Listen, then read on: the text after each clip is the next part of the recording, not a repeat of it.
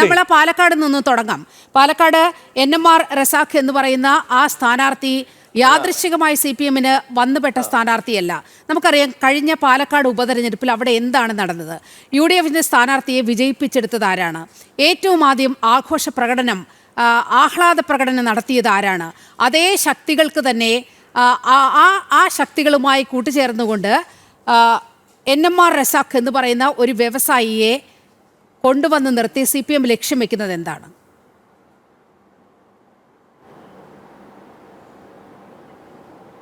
തീർച്ചയായും അങ്ങ് സൂചിപ്പിച്ചതുപോലെ തന്നെ ഒരു കാലഘട്ടത്തിൽ കേരളത്തിലെ CPM-ന്റെ ഉരുക്കുകോട്ടയായിരുന്നു പാലക്കാട് നിയമസഭാ മണ്ഡലം.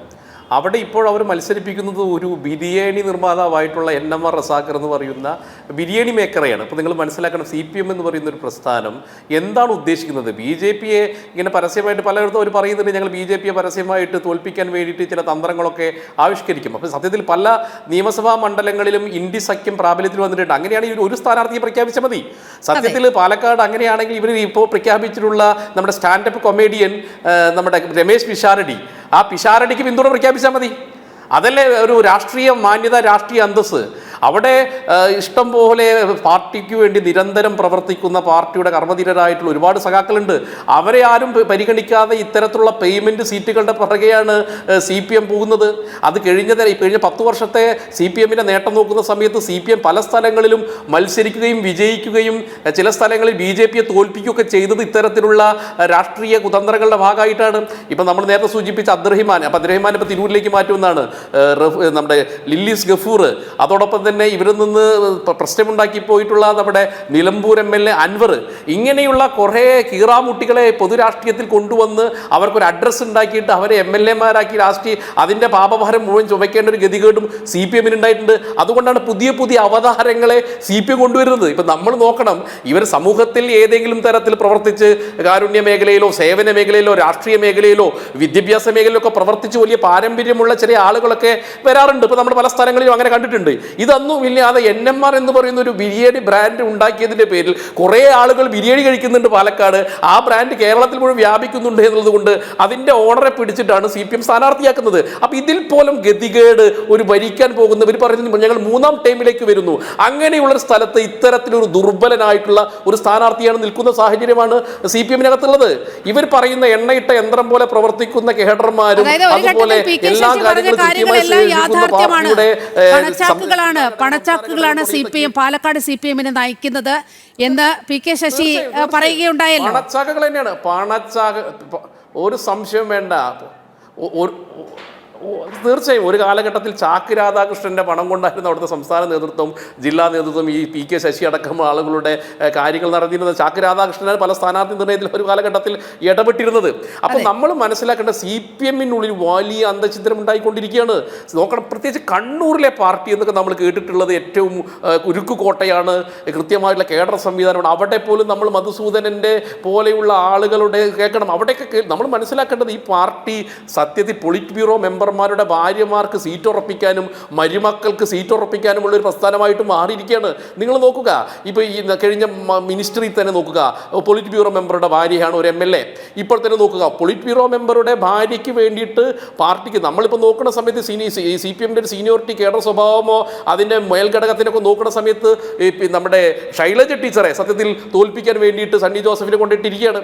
അപ്പോൾ നോക്കുക, ഇതിനകത്ത് ഒതുക്കേണ്ടവരെ ഒതുക്കുകയും അല്ലെങ്കിൽ ഭാര്യമാരെ കൊണ്ടുവരിക, അങ്ങനെ പ്രത്യേക രീതിയിലുള്ള ഒരു പ്രത്യേക രാഷ്ട്രീയ പശ്ചാത്തലത്തിലേക്ക് CPM പോലെയുള്ള ഒരു പ്രസ്ഥാനം അധപ്പതിച്ചിരിക്കുന്ന ഒരു കാഴ്ചയാണ് കാണുന്നത്. ഇപ്പോൾ നോക്കുക, സുധാകരൻ അമ്പലപ്പുഴയിലെ വിഷയത്തിൽ സുധാകരൻ കൃത്യമായിട്ട് പറയുന്ന ഒരു കാര്യമുണ്ട്. അവിടുത്തെ CPM എന്ന് പറയുന്നത് മത തീവ്രവാദികളും മതഭീകരവാദ പ്രസ്ഥാനങ്ങളുമായിട്ട് സന്ധി ചെയ്തിരിക്കുന്നു. അവിടുത്തെ നിലവിലുള്ള MLA അദ്ദേഹം പറയാതെ പറഞ്ഞുള്ള അദ്ദേഹം പോപ്പുലർ ഫ്രണ്ടുകാരനാണെന്നാണ് പറയുന്നത്. അപ്പോൾ നമ്മൾ മനസ്സിലാക്കണം, CPM-ന്റെ മുൻ സംസ്ഥാന നേതാക്കൾക്കോ മുൻ MLA-മാർക്കോ പാർട്ടിയുടെ ഏരിയ നേതാക്കൾക്കോ അണികൾക്കോ പോലും CPM എന്ന് പറയുന്ന പ്രസ്ഥാനത്തിലും അല്ലെങ്കിൽ പിണറായി വിജയൻ സർക്കാരുമുള്ള വിശ്വാസ്യത നഷ്ടപ്പെട്ടിരിക്കുന്നു.